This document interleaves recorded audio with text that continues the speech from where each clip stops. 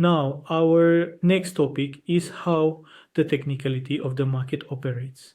Now, there is a market of the stock exchange. It goes through a process in the exchange. The exchange decides what the rate will be. Then the exchange determines its rate. Unlike the stock exchange market, in Forex we do not have any central exchange. I will give you an example. The Forex market is a democracy and the other stock exchanges are a dictatorship. In one place, a decision is made, but in Forex, we have no deciding party. The market decides itself. Now, who are the participants in the market? They have a network consisting of banks, major banks, central banks, financial institutions, all of whom sit together to decide the rate, which we call in short word NBFI, non-bank financial institution. A network is formed, which includes banks as well. They all together determine the rate, and because of that, we have access to it 24 hours. For example, when New York's NBFI closes, Sydney's will open. After that, London's will open. In this way, this market, this is why we are able to trade Forex, and the Forex market is the world's largest financial market. Apart from this, no larger financial market is found in our entire world. So what do we want? We want to make a lot of money, so we will get the biggest market. So now, as I discussed with you earlier, who is at the top of the pyramid in our Forex market? US dollar. US dollar. There is no one above this $10. That is the Federal Global Reserve, the central banks of different countries. What do they have? But they are made of US dollars.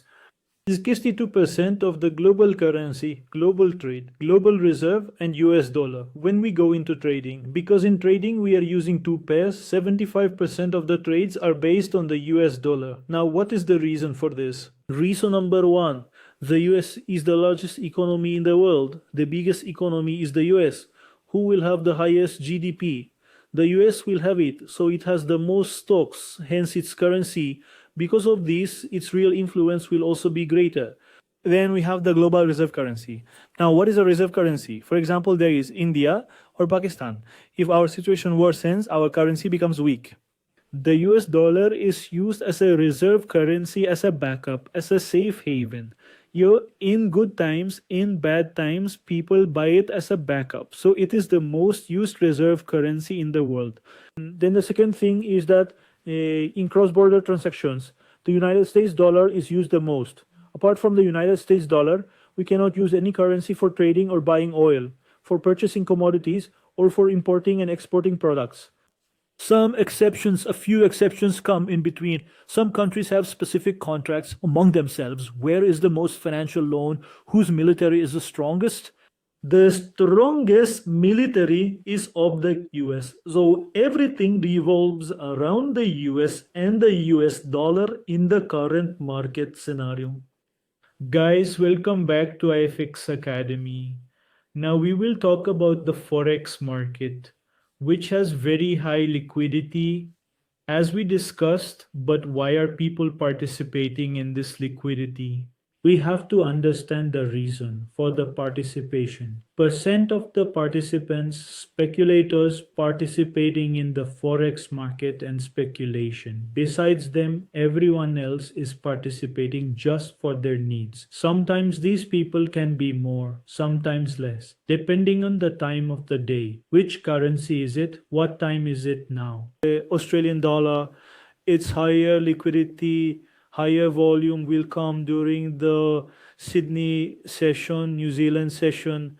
Similarly, your euro, or your Great British Pound, its higher volume will come during the Asian London times. So this is that all changes depending on the time of the day. Now, what is the primary function of the Forex market? It converts currencies. It provides transaction loans to financial institutions and financial traders. People hedge. What is hedging? Basically, the business now has to make a transaction. It has to buy or sell something. He has bought an asset in a country. Now he doesn't know the currency value of the asset or thing he has bought. So when I convert it to dollars, it will affect me. So what he does is buy the opposite currency against it so that if the dollar becomes strong or weak, he will buy the opposite currency. Depending on the situation, if the dollar is weakening, they buy the other currency. If the dollar becomes strong, they will buy the dollar. Its purpose is not that I make money. Its purpose is what I asset. This investment I made in dollars, its real market value due to inflation or currency degradation should not become worthless. So that is the purpose of hedging. Apart from that, last, we have the purpose of the speculator. They speculate.